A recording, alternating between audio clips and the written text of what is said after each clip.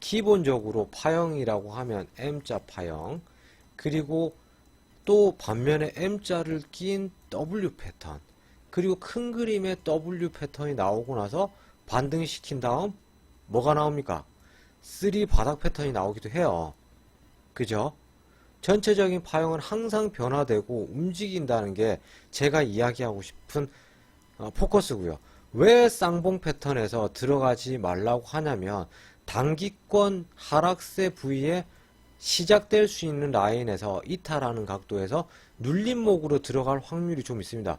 예를 들자면 파형이 짧은 눈으로 보셨을 때 단기권의 쌍봉을 보고도 조심하면 좋아요.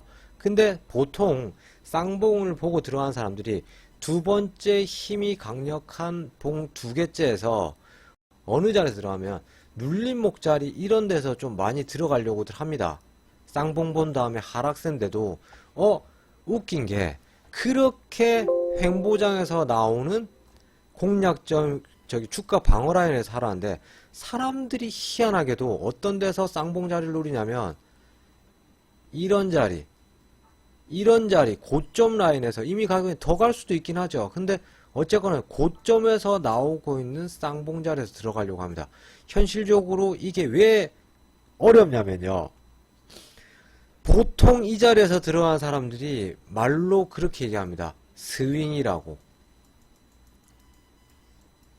돌파 자리에서 가는 놈이 더 간다 패턴에서 어떻게 보면 엘리엇 파동이 시작된 자리에서 두 번째 중간방이지만 실질적으로 차트가 완성되기 전에 보면 이런 데서 중간방 부위에서 엄청나게 큰 퍼센트의 쌍봉을 보여주고 있습니다.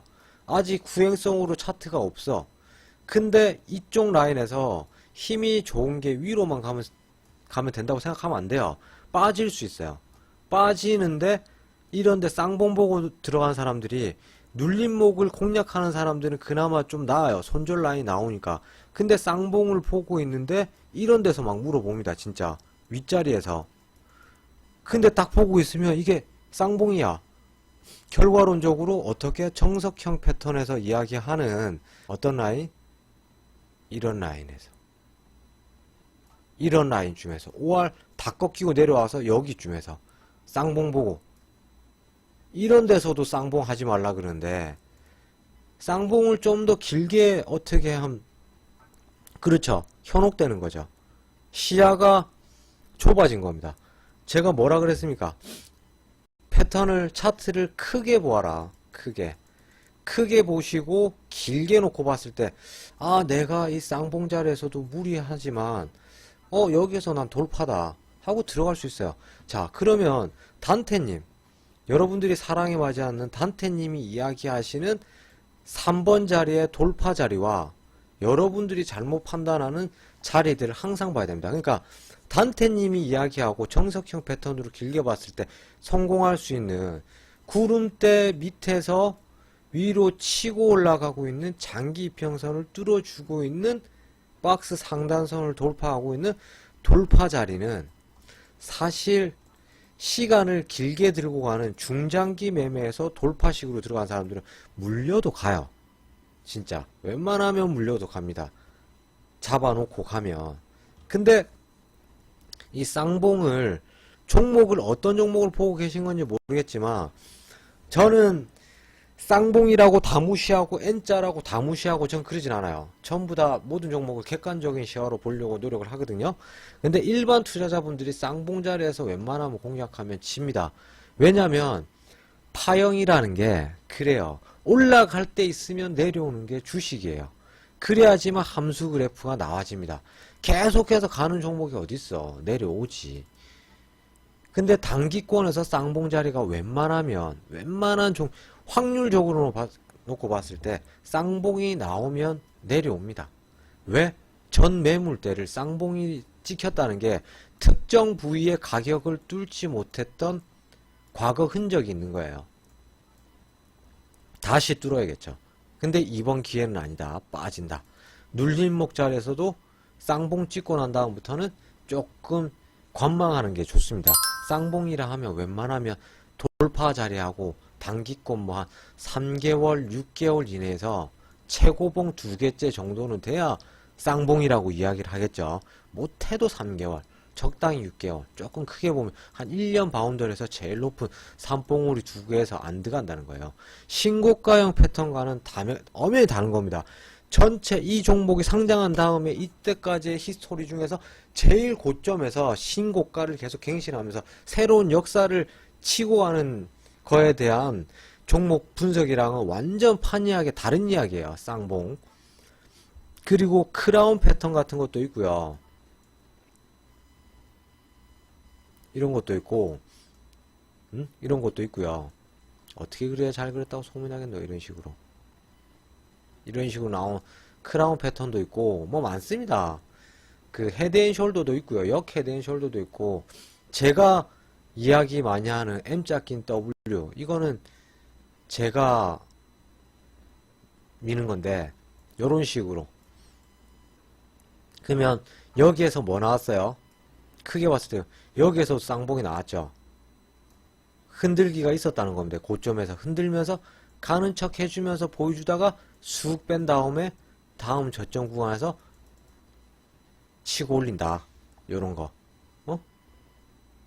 파형의 종류가 엄청나게 많아요. 엄청나게 많아요. 근데 상징적으로 나오는 게 몇 가지가 있습니다. 계속해서 나올 거예요, 여러분들. 근데 여기에서는 그러니까 정석적으로 예전부터 제가 하는 얘기가 아니라 예전부터 있었던 이야기입니다. 설화같이 내려오는 이야기인데 뭔 얘기냐면 헤드앤숄더 그리고 쌍봉 그리고 쌍바닥 그리고 역 헤드앤숄더 그리고 N자 파형, 번개 파형, N자 파형, 그리고 여기에서 윗고점에서 보면 크라운 파형도 또 있어요. 크라운 파형이라고. 크라운 파형이라고 이렇게 또 있습니다. 이런 게 있고 여기서 M자 나왔고 W 나왔고 이런 기본 형식의 파형들이 몇 가지들 이렇게 있어요. 근데 헤드앤숄더가 뜨면요. 고점에서 최고점을 만들어주고 단기권이든 큰 그림이든 마찬가지예요.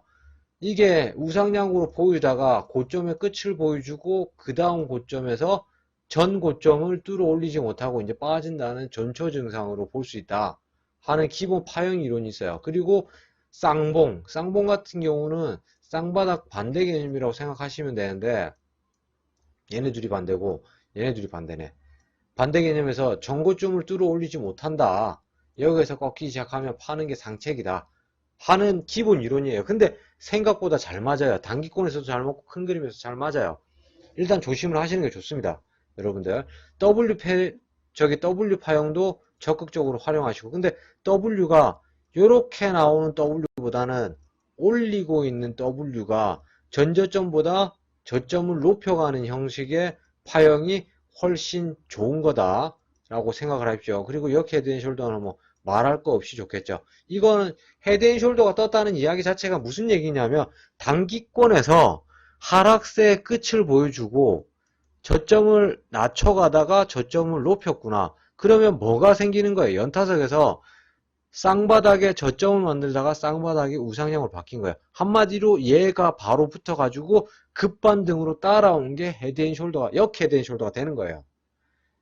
단기권 며칠 만에 파형이 바뀌긴 합니다. 그래서 제가 뭐라 그럽니까? 사고 팔기를 자주 하는 사고 팔기를 제발 좀 자주 해라 라고 얘기를 하죠.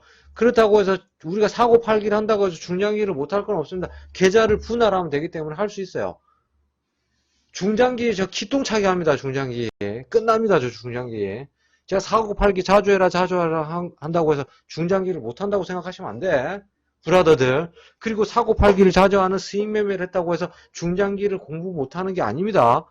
어쨌거나 저쨌거나 우리는 박스 매매를 하면서 박스 스윙을 하면서 중장기로 갖고 갈 수 있는 종목군을 선별하고 있다. 그것도 어떻게 돈을 집어넣어 가지고 실질적으로 매매를 하면서 수익권을 챙겨 먹으면서 이 녀석을 케어해 가면서 보고 지켜보고 있다고 생각하면 돼요. 와, 나라 M&D?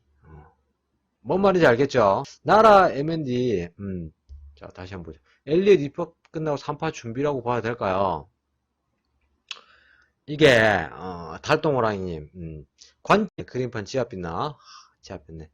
엘리엇 파동 기본 파형이 옛날 그 정석형으로 뭐 책 보고 이러면 엘리엇 파동 3파가 나오니까 엘리엇 파동에서는 3파를 이용해 가지고 대시세를 먹어라 뭐 이런 책들이 좀 있습니다. 근데 요즘 시장에서는요, 이렇게 뭐 빠지고 정석형 파형 보여주다가 골파에 살짝 나와주고 뭐 흔들어 제끼다가 엘리엇 파동 이런 식으로 나온다 이건데 요즘은 그렇지 않아요. 요즘은 엘리엇 1파 2파 3파를 이쁘장하게 똑같이 보여주진 않습니다. 그냥 1파에서 완전 CS로 그냥 빡 올리고 그냥 빠져버리는 봉도 있고 경우도 많이 있고, 요걸 2파 형식으로 이렇게 가는 경우도 있고, 단적인 예로 봤을 때 뭐 슈넬이나 크게 1파 파형으로 원샷에서 바로 치고 프라이드나 보세요. 1파 파형에서 어이구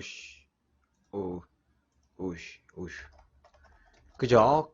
거의 절벽으로 거의 얘는 1, 2파 파형 요거 보고 1파라 해야 되나? 1파, 2파로는 아니었다 칩시다. 이렇게 해가지고 거의 근데 빨랫줄 형식으로 그냥 바로 치고 올라가 버리죠. 2파 보이죠? 끝내버리죠. 그리고 3파를 기다려가지고 매직 구간에서 이렇게 쫙 빠졌다고 보기 힘들어 보입니다. 슈넬 같은 경우로 볼게요. HRB 생명과학하고 슈넬은 나는 매번 헷갈리는 왜? 슈넬 종목이 뭡니까? A로 시작하는데 A프로젠 A프로젠인데 얘도 보세요. 그런 것보다는 파형 이론이 기본적으로 잘 맞아요. 얘는 거의 엘리엇 파동을 안 보여주고 얘도 있긴 있었네. 눌러주는 자리. 여기서 보합권 거의 내리진 않았는데 살짝 보합 보여주다가 그냥 바로 올렸어요. 그죠? 이 정도면 엘리엇 3파 다 엮어도 못 이길 정도의 퍼센테이지입니다. 아시겠어요? 요즘은 엘리엇 파동이 있지만 엘리엇 파동이 정석적으로 1, 2, 3파 고점 찍고 중간턱까지 내려왔다가 고점 형성 다시 반등해가지고 그 1파 파형 고점이 2파 파형 만들어주고 내린 새에서 골파기 라인 정고점이랑 맞춰주고 이렇게 따박따박 이렇게 올라간다고 보이지진 않아요. 그렇게 볼 수는 없어요. 그것보다는 단기권 파형이 더 맞아요. A프로젠 같은 경우에 급반등 시켜주고 뭡니까? 뭐 감자 때리고 나서긴 하지만 쌍봉을 보여주고 빠졌죠. 아까 기본 파형 이론에 대해서 이야기를 했죠. 제가 그래서 원래 기본 파형을 좀 더 중시하면서 봅니다. 봉 캔들상 일본 캔들 몇 개 뭐 도찌가 떴니 영망치가 떴니 그게 음봉이니 십자가 떴니 뭐 이런 거를 보면서 단기권 수급 역량에 의해서 단기권 매매하는 것보단 저는 파형을 좀 더 봅니다. 결과적으로 봤을 때 스윙으로 봤을 때 어떻게 더 좋은 자리가 나오는지에 대해서 보는 게 더 관건이다. 그리고 방금 봤어요. 유프 봅시다. 얘도 그쵸 단기권에서 파형 공부를 좀 해봅시다. 얘가 꼬리 캔들이지만 꼭 뭐 꼭지점까지 맞춰주지는 못했어요. 그렇지만 얘도 분명히 한 번 더 힘 보여주고 나서 마지막 힘 보여주고 나서 마지막 힘 보여줄 때 꼬리 잡고 여기서 개미들 많이 들어왔겠죠. 곡소리 많이 났겠죠. 이런 식으로 만들어내는 게 파형 이론이 사실 조금 더 잘 맞아요. 그래서 단기권에서 파형을 조금 보시기 시작하면요 여러분들이 단기 대응이 됩니다. 한마디로 W 패턴을 보여줬다 싶으면 올라갈 거야 싶으면 잡아보고 W 패턴을 예상해가지고 단권에서 했는데 W 패턴이 꺾여버렸어. 어떻게 변합니까? 그러면 W 패턴을 보여줬던 애가 올라가지 못하고 빠지면 중간 파형에서 M자 파형이 나와져요.